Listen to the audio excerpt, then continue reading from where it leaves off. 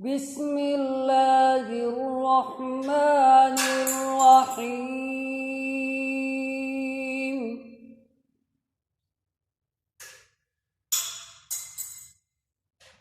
عسى ربكم أن يرحمكم وإن عدتم عدنا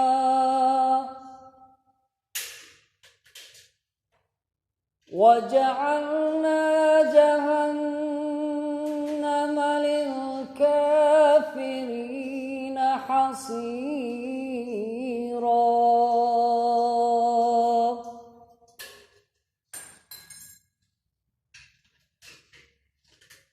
إن هذا القرآن يهدي للتي هي أقوم ويبشر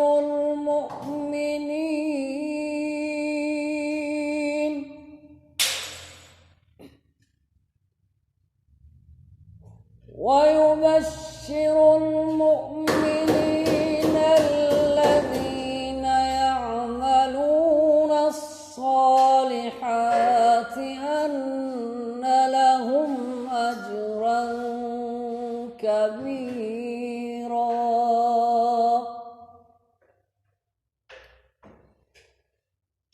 وأن الذين لا يؤمنون بالآخرة أعتدنا لهم عذابا أليما.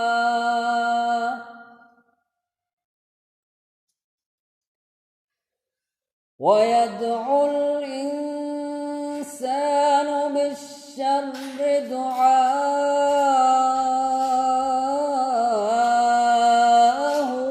بالخير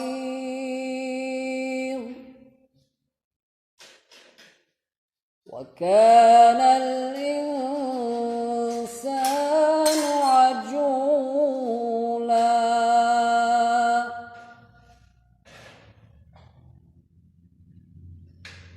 وجعلنا الليل والنهار آيتين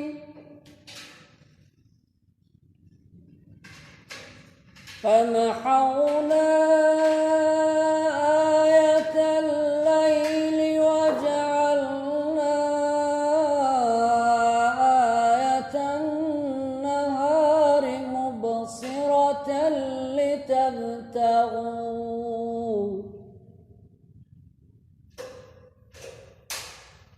لتبتغوا فضلا من ربكم ولتعلموا عدد السنين والحساب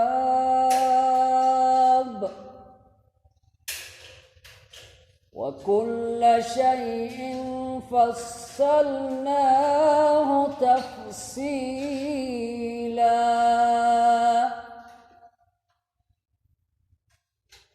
وكل شيء